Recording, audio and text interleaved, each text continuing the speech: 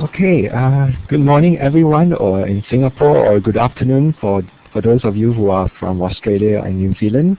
Welcome to this webinar on Gamification Its Potential for Learning.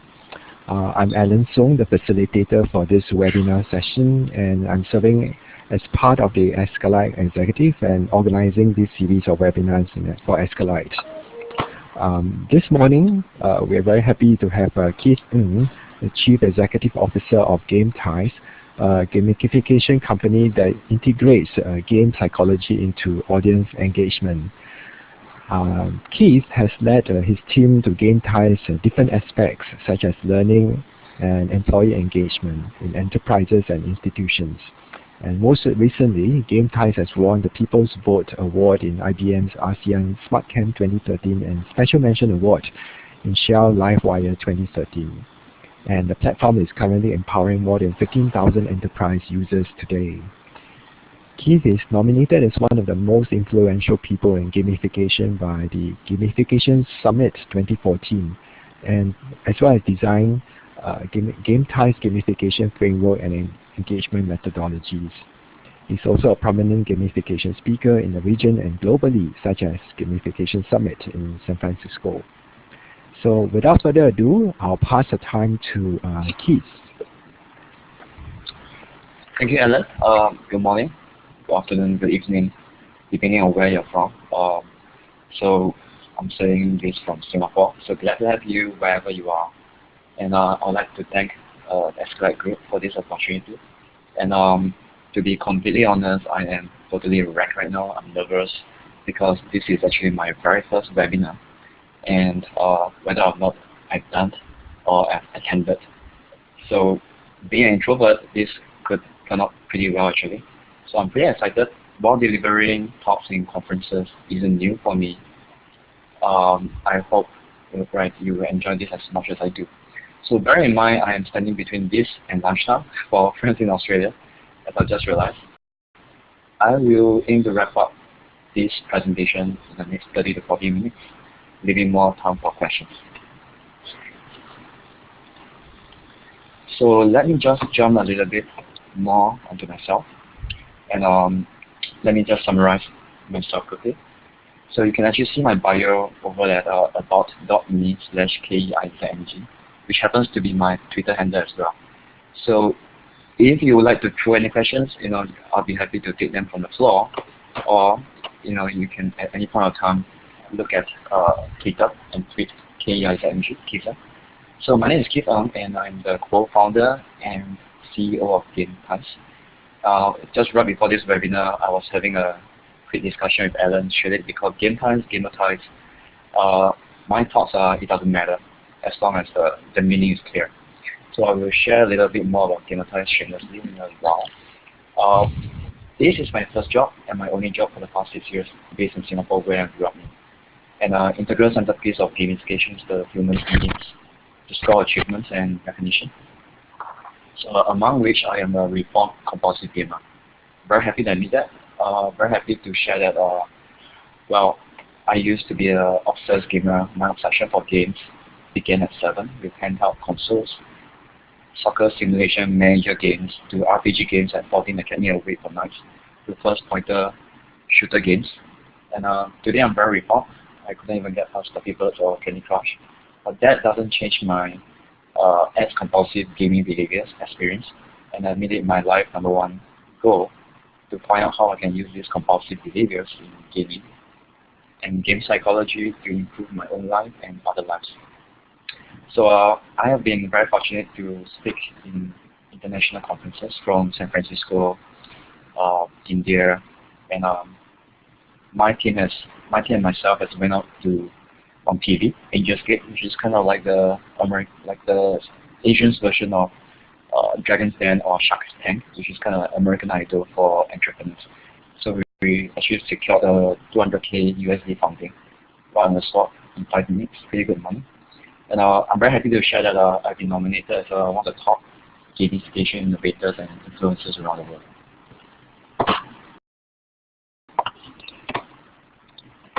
And just a quick talk about Gamitize. I'll do it less than 30 seconds. Well, we are the world's first and simplest gamification platform that anyone can create a game on in just 5 minutes.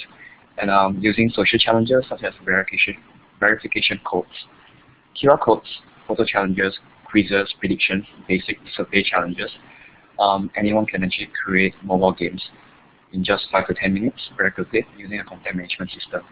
And the whole idea is to engage the target audience with fun and social behaviors. So let's jump into the problems that we are facing today. And I would like to spend some time to talk about what's the scale of e-learning right now. And today, e-learning, as we all know, previously is electronic learning, but moving forward, I think there's a very good chance that it will be replaced by the word end learning. So corporate training is a $200 billion industry worldwide. And the reason why I talk a lot about corporate training is because our platform serves a lot of corporate customers, right? And in fact, when I gave Alan the number of 15K users, I only saw about 2 weeks ago that I actually got the number wrong. We have actually a total of 50,000 users. We have more than 2 million challenges completed on our platform. So a lot of them coming from banks and telcos. And our corporate e-learning market is a $26 billion market, which is 10%. And I think there's actually a lot more in the education side. And the percentage of Fortune 500 companies using e-learning stands at 41.7%. The Asian e-learning market, which also includes education, stands at 11.5 billion by 2016. And the mobile education products market stands at 4.4 billion market. So I'm crazy about numbers. That's my background. I grew up with an information science bachelor degree as well as a finance major in my business degree. So there are many good learning steps which is available on the link down there. Now, with all these fantastic numbers, it doesn't change the fact that digital learning today is still extremely challenging and it needs help.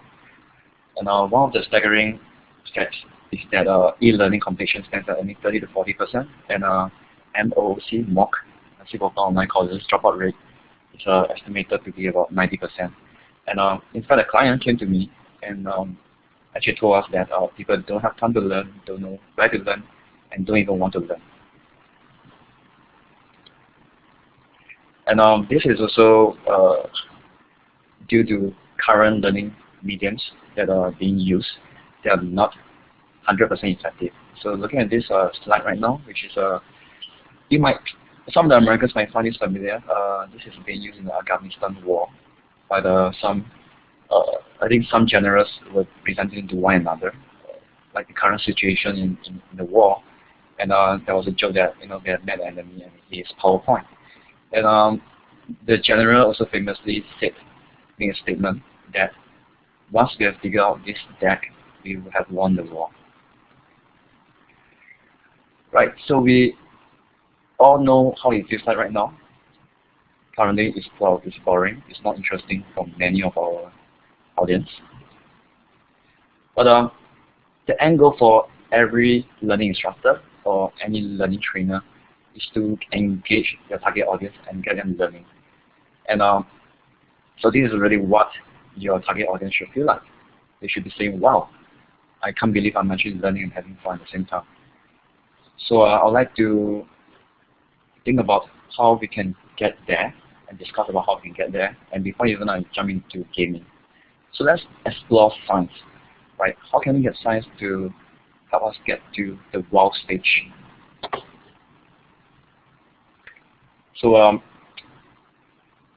I believe, and the team believe in as well, that this wonder drug might be the answer to our questions, might be the solution to our problems. And dopamine, which is actually a really, really powerful neurotransmitter, is actually the very chemical in your head that makes you go, wow, that makes you go, right? It's actually a very same chemical that is being activated in your head, in your mind, in your brain, whenever you smoke, you eat chocolates, when you have some kind of pleasure, and even to the extent of having sex. So you can see actually how powerful this neurotransmitter is. And I'm going to show you some pictures of gamers whose photos are being taken when they are playing games. Right? They do not know that the cameras are actually pointing at them, and this could be the very same places that when people are smoking, people are having chocolates, or even having sex, and actually these guys are actually having fun playing games. So still on science, one of the very respectable psychologists that I actually met in person in San Francisco, and also a very respectable gamification champion, Gabe. He has actually spoken about how you can actually increase your fluid intelligence. So some of you might be very familiar with the concept of fluid intelligence and crystallized intelligence. So fluid intelligence is actually the intelligence that helps you do problem solving. And so Gabe was actually highlighting this particular research by Andrea Zuwoski, and she actually talked about how you can actually be increasing your fluid intelligence by seeking novelty, challenging yourself, thinking creatively, doing things the hard way, and networking. And unsurprisingly, if you look at every 5 of these activities, they all point to a common behavior, which is gaming. And so Gabe actually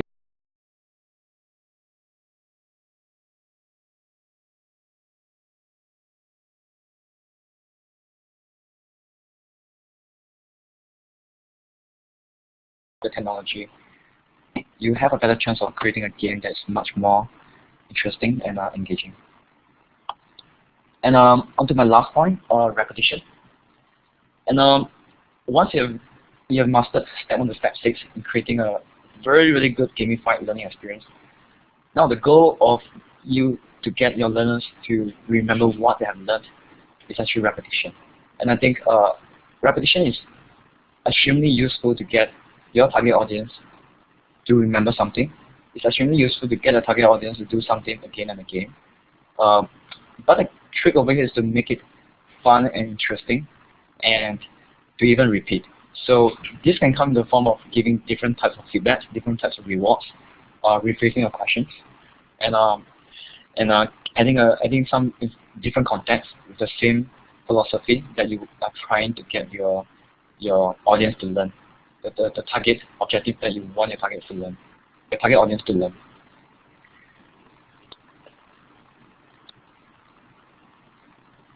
Now, we have spent a lot of time talking to clients and coming up with our own gamified campaigns. And so over the history of 6 years, we have actually come up with a 5D framework. It's called a Gamitize 5D framework. Let's call it, let me see if the slide is moving. Just give me a second. Got it. So let's begin off with defining a problem and determining your goal, deciding your target behaviors, describing your players, and designing your gamified strategy and experience. So what do I exactly mean by defining a problem? It is extremely pertinent that every client or partner for us tell us what exactly they are trying to solve. If someone is coming to me and telling me that, Keith, I'm trying to create a Angry Birds for learning physics, I'm trying to create an Angry Birds for learning programming, can you make it fun and interesting? The very first question I'll actually ask is, so what are you trying to solve? And what are you trying to achieve? And sometimes they tell us that, we don't have any problem at all, right? Sometimes it's due to the hardware. We are completely happy where we are, but we think that we want to engage our students much further. So if you're coming up with such an approach to introducing gamification, there's a high chance that you crash and burn like the Angry Bird that lands on the other side as well. Coming up with a clear problem statement helps you come up with a much clearer solution as well. So, for example, one of our professors came to us and said that she is unable to engage her students outside of classroom. So that kind of problem is very clear. It helps us determine our solution and design the framework much easier. And once you are able to identify a common problem, you should then come up with a realistic goal. What's the outcome you want to achieve out of gamification? Are you looking to increase class engagement outside of the classroom by 20%? Are you looking for your class cumulative or collective grades to increase by 20%? So bear in mind, you have to be realistic. And bearing the goal in mind, you will now think about what are the target behaviors you want your audience to achieve to get to that goal.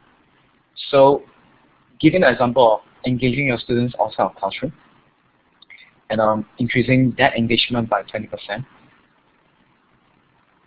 An example of a target behavior would be to get students to interact with one another in a community. So that is a target behavior.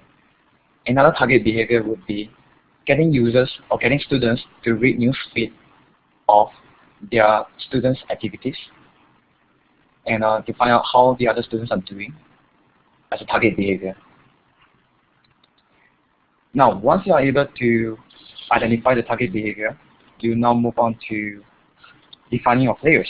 And this is where my favorite slide comes in, Bartle's player types. So there are all types of people in the world. But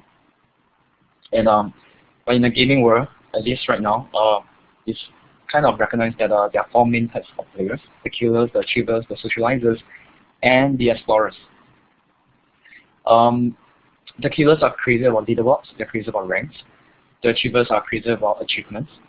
They just can't stop overachieving. They're the guys who represents the school or the country in swimming, gets a perfect GPA, gets the prettiest girlfriends, right? Super crazy overachievers. Now, the socializers are the ones that play games to learn and know each other.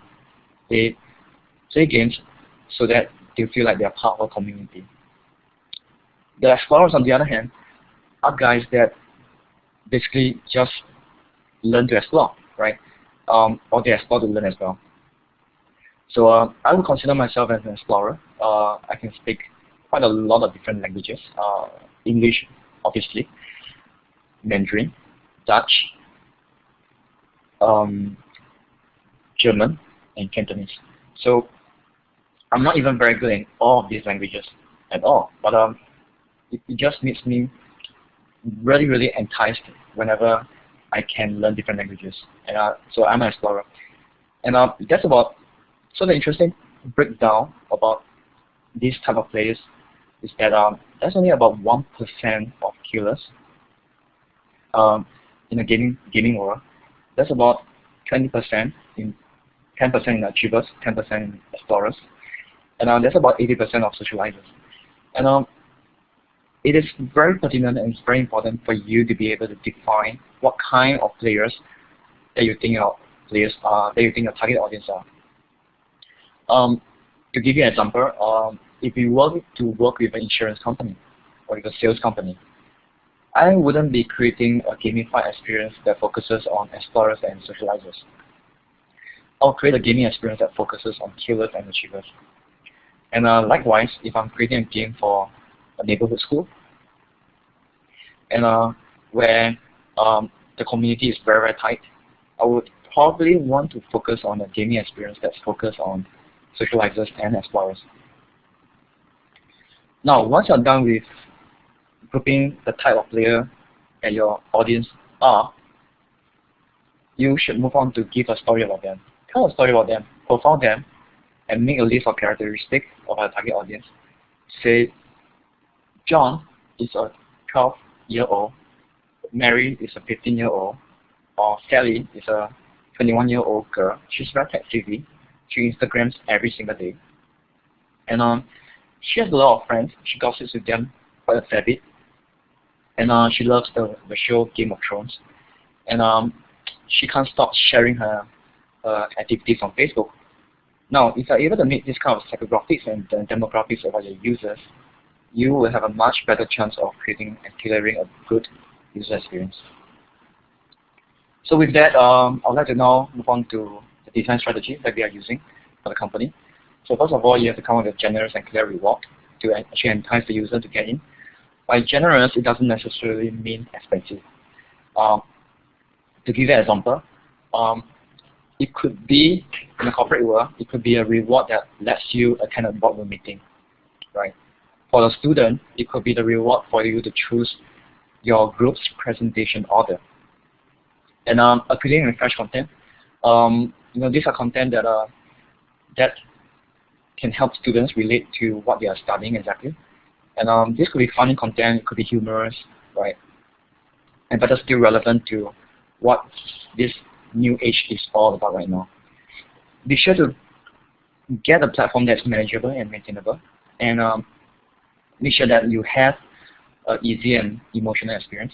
Now, moving backwards a little bit, why should you get a very maintainable product? It is so that you can actually react to trends and quickly dish out content that's fresh and appealing as well. Now, once you are mastered and able to create an easy and emotional experience, you should focus on creating an experience that with these 4 key goals: togetherness, intrinsic motivation, social behaviors, and engagement.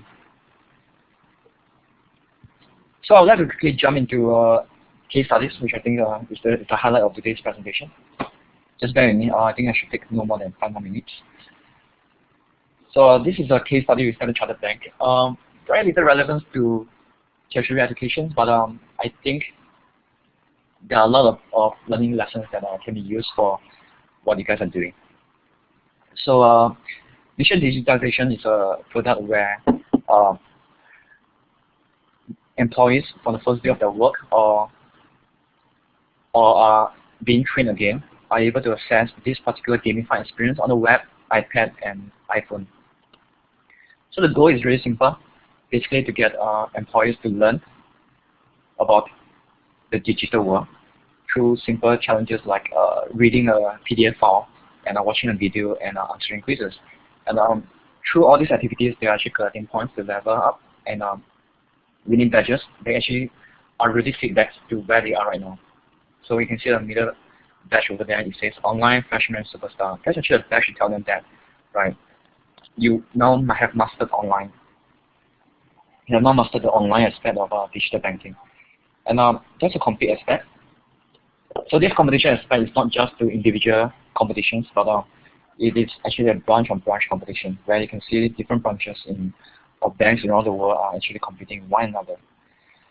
So if I were to summarize the platform in 4 pillars, they provide lots of scaffolded challenges. They provide lots of feedbacks, right? So in the form of scaffolded challenges, they come in the form of quizzes, verification codes, and you can probably see from the example over there. One of the challenges is to actually get 5 friends on board, and once you do that, right, you have to go out to the branch manager and show your branch manager, and your branch manager is able to say, okay, this is a passcode 1, 2, 3, 4, 5. Within this passcode, and you get your 500 points. Instantaneous feedback, whether you're getting an answer right or wrong, we'll give you points, right? We want to encourage them because the objective is not to assess them, the objective is to get them interested about this particular platform. And once they have completed the challenges, they are able to unlock virtual rewards. And there's a progress bar, my favorite game element progress bar that allows them to know where they are. And you can see that there's a competitive spirit and also earning rewards. So these points let them know how far they've gone along and what they will be getting later on. And in this case, I think although they are not giving a lot of tangible rewards, the biggest reward probably is job security. This is how the backend looks like. So the platform actually allows you to create games very quickly and to organize content in the form of different quests and to actually introduce challenges from quizzes, fixed answer challenges, QR code challenges, prediction challenges, or those challenges. And then that's when the manager can sit back and look at the analytics and watch the number jumps. And they will react to the analytics. They will look at the analytics and actually readjust their strategy to engage their target audience. Now, this is a case study that you should look at very closely as well. So we actually did GameLead with Singapore Management University. In fact, it only just wrapped up about 3 weeks ago, which is why we are only able to do this webinar right now. So this is a very simple gamified application on the mobile and the desktop, where they are able to users or students are able to hunt for the next leader by using the app to learn about those different challenges and earning different points. Very, very similar to what you see in the standard chartered game. So I'm going to run you through some screenshots very quickly. So in the main screen, you'll be able to see that every single group is in a game of its own, and the game is called Leadership and Team Building. So this is a core module that every student must take in Singapore Management University. And we have about 177 students on the pilot using the app right now. So the moment you join a game, you'll be able to see different quests. And so an example of a quest is a class participation quest, where they will be expected to actually record their class participation rather than the professors remembering it manually. And every week there will be a new quest that is being released. So every week there's a different team. So LTB stands for Leadership and Team Building. So when you go into the quest, you'll be able to see different challenges. And the very first quest that I would like to talk about is the class participation quest. And this is when you'll be able to see, take out the challenge, claim the challenge, and answer it. And you probably noticed that there is this Mr. Jordan. He participated about when professor asked about LTB was relevant. This is what I said. And you notice that there are 4 votes over there, right? So this guy has gotten 10 points plus 4, which is a total of 14 points. And this is where whistleblowing can actually comes about. Other students can actually comment on this particular guy's class participation and say that, hey, this guy didn't say that, right? He's obviously cheating and lying. Potentially, we can also introducing a flagging feature. And moving on to the next screenshots, I will actually be showing examples of how other students are actually participating in class. But you actually see that on the right side, there's a menu bar that says that challenges, feeds, score, comment, and win. So students are able to see the live feed, activity feeds of what's happening in the game itself. They are able to see the scoreboard. They're able to comment and chat in the game itself, and they're able to see what kind of rewards they've won. They could be badges, they could be certificates, they could be even a voucher given by the professor. Right. This particular screen actually showcases challenges, taking a photo with 5 different people, taking a wacky photo with a group name. So the challenges are designed to get students to get comfortable with their classmates, to get comfortable with going out to talk to people. So these are challenges that when they take and do, they're actually again able to earn points. And this is how a scoreboard looks like, right, potentially. And you notice that the points can be changed as well. Instead of 10 points, can be 20 points. These are actually all configured on the back end. Certain questions will get more points, certain questions will get less points. And you see that as a GameLead guest, I have only 20 points, bottom of the leaderboard. And you probably saw that we actually hide the score of the top 3 guys. We didn't want anyone to feel like they couldn't catch up with them, so they would continue to participate. And this particular app was also very smart in the sense that we were actually using that to gather feedback and surveys, right? And feedback and surveys can also be gamified. In fact, I would say the same about research. One thing I find really painful about research or doing questionnaires is that it's extremely boring. But in this case, when we give feedbacks and we give surveys questions, right, we actually make it more attractive, we make it more interesting in such a way that these students are able to earn points, they are able to earn certain kind of rewards again. And it's all very visual as well, you notice lots of pictures, lots of images. So we actually gotten some very interesting feedback from our students. These are actually real feedbacks, right? Let's start off with the bad news. There are actually some people that say that they don't find it useful. They find that the professor has already said enough in class, right? They rather listen to personal stories, rather listen to personal experience rather than using a different app. But bear in mind that there are only students that you cannot engage, right? We shouldn't let the one student dictate what you should be doing.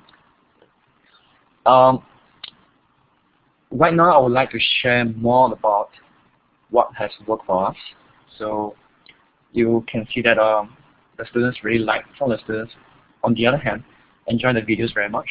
So there are a lot of video challenges where they're supposed to watch the videos on the mobile phone, and after they watch the videos, which is hosted on YouTube or Vimeo, they are able to answer quizzes to actually practice their knowledge.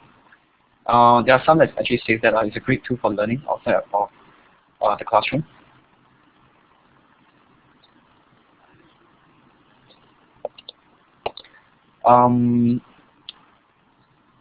We have students telling us that they actually enjoy the gaming elements. They think that it's more realistic, it's more interactive. And you look at the right side, some of the questions asked were thought-provoking, and it promotes a better understanding of what it takes to be a leader.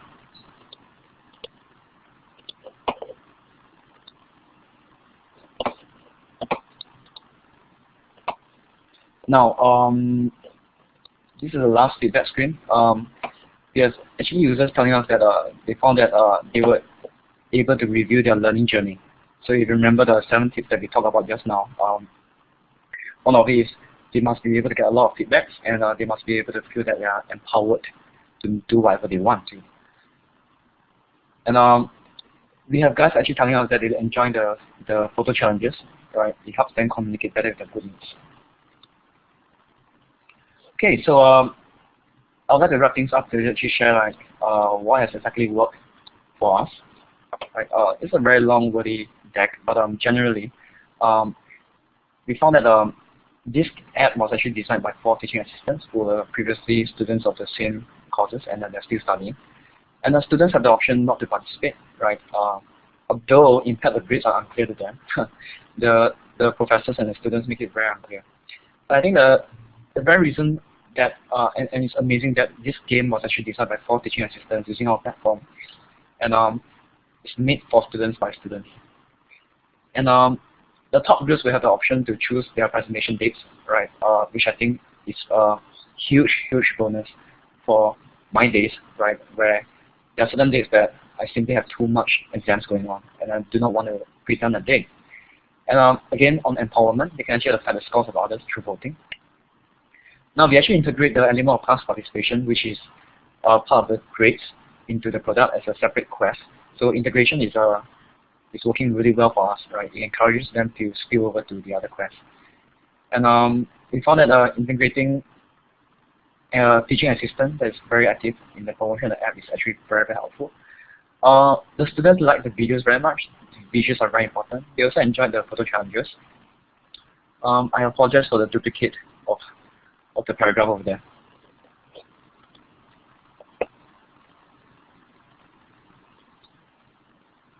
Now we found that there are also things that did not work for us. So this is a very honest evaluation that we have done with the professor and the PAs. We forgot to introduce a control group, so we were not able to see for sure that the app has been 100% successful. But, and some students actually reported that there are too much photo challenges with unclear meanings, which is why I think that meaning is extremely important for the regular audience. Mobile adoption was lower than expected. As much as we can talk about how mobile penetration rate is so high, especially in Asia, students still prefer to answer through a desktop and a web interface. And I think it's also because they're doing still a lot of learning, right? Doing a lot of reports on the desktop, so they find it convenient. And I think it's also the lack of the word and character limits, right? They did not place a restriction. So some students, they have the fear of losing out, what we call FOMO, right? They do not want to go lesser, they do not want to have less words than their fellow students. There's a fatalistic effect. Some students give up when they know that they cannot catch up. Player types differ from group to group, so it was difficult to predict exactly what happened with or what kind of users we are going to expect, because we do not know the students until the term starts. And some students still think that this is a homework, right? They are using the app because they are not clear of the impacts on grades. But all in all, this was a very good learning session for all of us. We enjoyed the pilot very, very much. We have some tremendous results, right? 177 students completing close to 10,000 challenges in 9 weeks. In relation to what we did for Standard Chartered Bank, we had about 15,000 users for Standard Chartered Bank, completing more than 1 million challenges worldwide. So we had about 52 volunteer challenges completed per player. You can see some examples of challenges that we have over there. Again, bear in mind this is a leadership and team building module. What's very interesting is that 62% of students actually felt more engaged in the course due to the app itself. So we were very, very actually encouraged by this result.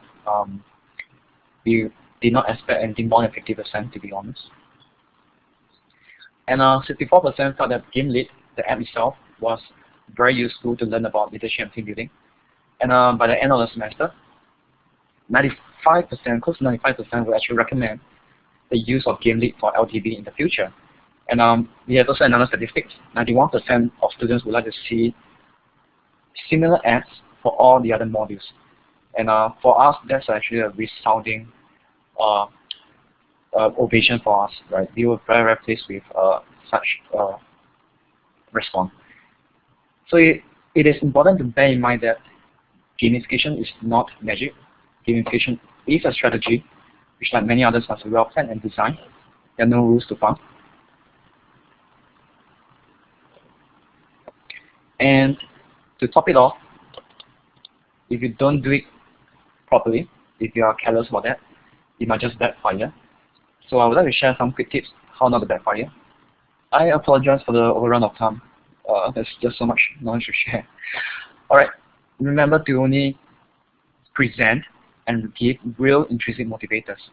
Right. So this is an example of a reward in the corporate world where you're allowed to actually, pour a bucket of water onto your boss, right?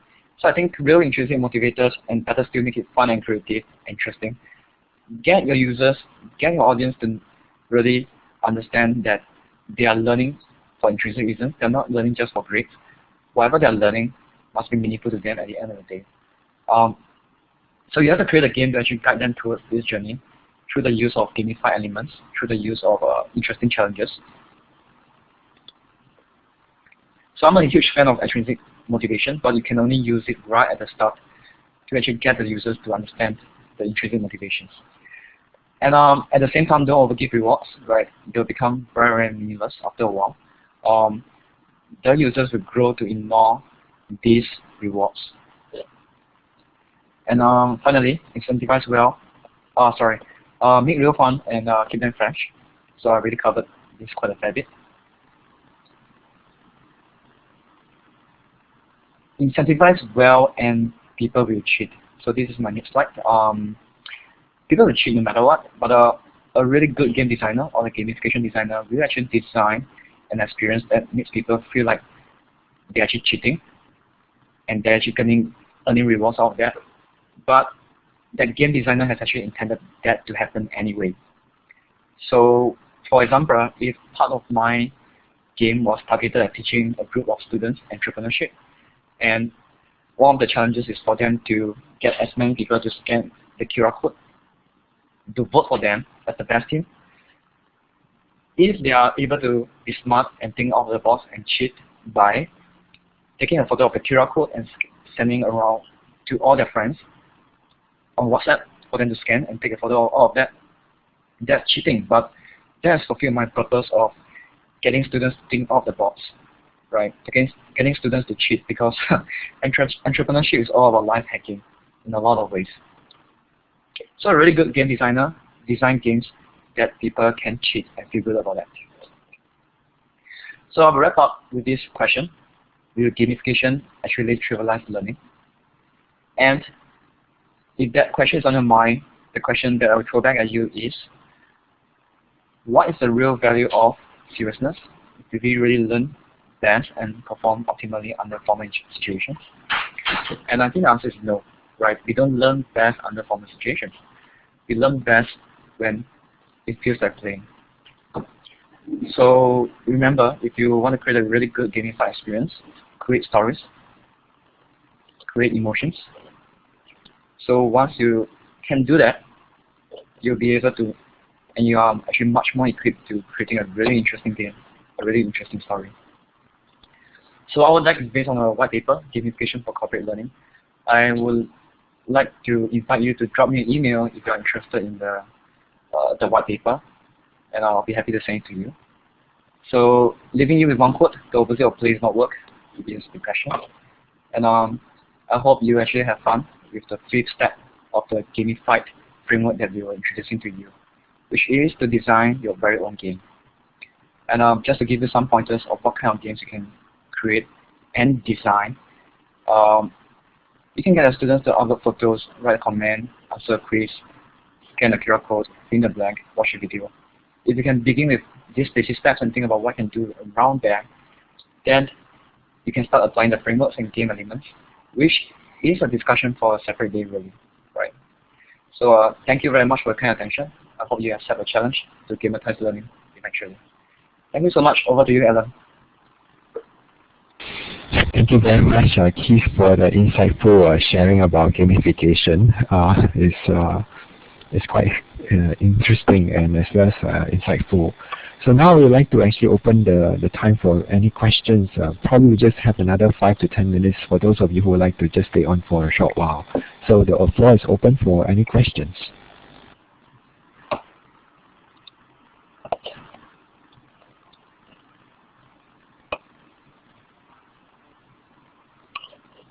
If you have a question, you can just raise your hand and I'll pass you the rights to speak. Yeah. Or you can just type onto the chat box.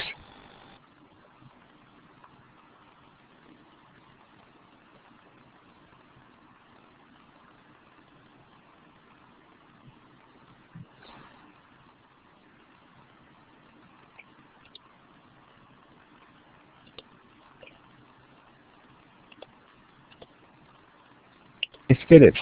Yeah.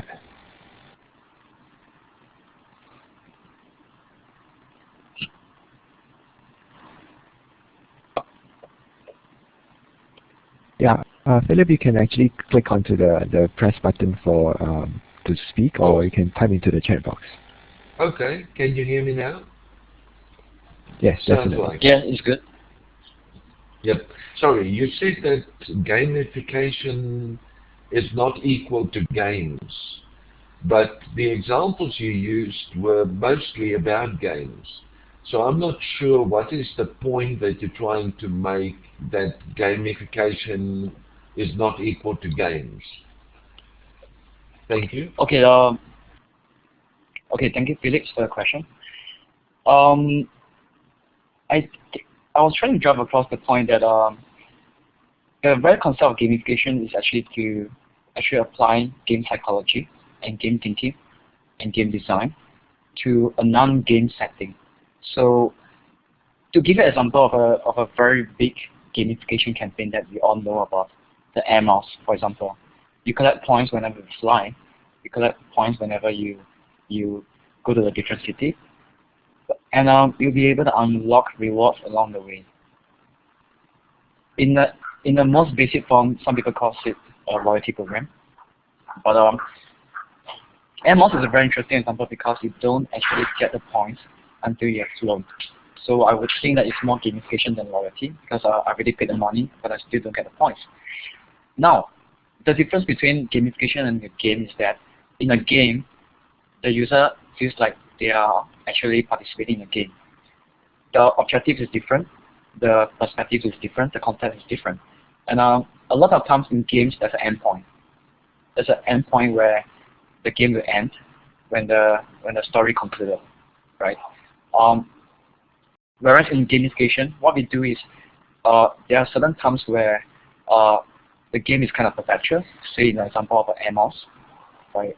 When you fly, or in the case of Duolingo, where there's no end to learning German, there's no end to learning Italian.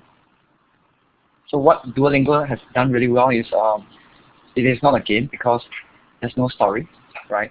But it has very cleverly introduced a lot of game elements such as leaderboards, points, badges, progress bars, and feedbacks. I hope that answers the question.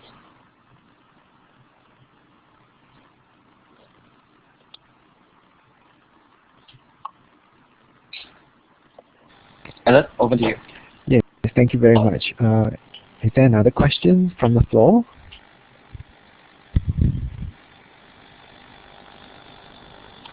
You have Lorraine. Yes, Lorraine. Yes, I'm based in regional Victoria in Australia. I'm really interested in the role of play and games for learning, and that certainly is what you touched upon today. To me, I think the big thing is about, and you mentioned this, it's how do we engage our learners and our students through activity and through participation in these sorts of activities, especially in online environments. It's certainly relevant for the face-to-face environment, but in online environment we have other challenges. So I found a lot of your ideas very useful, but they will then really require the good academic developers to take those and shape them into the environments and contexts and learners with which they engage. So engagement to me was a really critical part. But I did find a little bit about you saying this doesn't mean you change your pedagogy, a little bit confronting, because from my point of view, it does mean that you change your pedagogy. You need to be thinking about different ways of engaging, and it's not just that you are transmitting information to students, but you are getting them to be part of that learning journey. So I wouldn't mind keeping the conversation continuing, because I am doing a lot of writing and working around that area of play, and while my expertise is not in online design, it's more about how do we learn through play and through games to engage students. I think there's a lot of, we're very, particularly in Australia or in regional Victoria anyway, we are a long way behind really developing very effective online materials. And I think that this sort of idea today will be very helpful. Thank you. Well, thank you, Lauren. So I have to proclaim that, or rather disclaim that I am not a learning expert. My background in learning is very, very limited. I'm coming from the viewpoint of a user experience expert, right? And to guide me in my user experience design, I use the gaming industry as the benchmark. So I think that was a very good point about pedagogy, right? I think it might have boiled down to the definitions of pedagogy rather than whether you guys should change the pedagogy. In my experience, a lot of instructors, a lot of educators, they are very reluctant to change the pedagogy. So we don't want to scare them away and tell them that, right, you introduce gamification, you change your whole life. So I think I would love to keep a conversation with you offline for another day. Thank you very much, Laurie. Yes, yeah, great. We have another question from Alison. It's in the chat box. The question is, what are the best ways to gather feedback on your gamified system to solve problems and make improvements in real time? So this is a really, really good question. So what we did for GameLead was actually to gamify feedback as well, right? Quite intuitively. This is what we are really good at. We found that to be really, really helpful. And I think it's good sometimes, depending on your target audience, to actually inject a little bit of humor into the feedback and making it very relevant to the target group. So if you're talking about what we call the YOLO generation, you only live once generation. You have to use lingos, you have to use slangs that are relevant to them. And another interesting thing that we did, or another very crucial thing that we did, is we have a lot of analytics that we built in-house to actually capture behaviors, right? And when we notice that there are certain challenges or certain things that are not being used as much, right, we actively work on them. And we also do a lot of focus group. We do a lot of testing again and again, which is why it's very important to actually use a technology, use a platform, not trying to shamelessly sell our platform as well. There are other platforms everywhere else.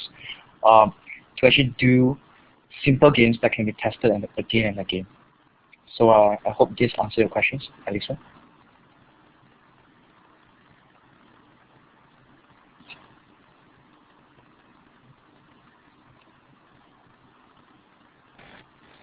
Okay, thank you very much. Maybe we just have one more question before we wrap up the session. And anyone would like to ask one more question?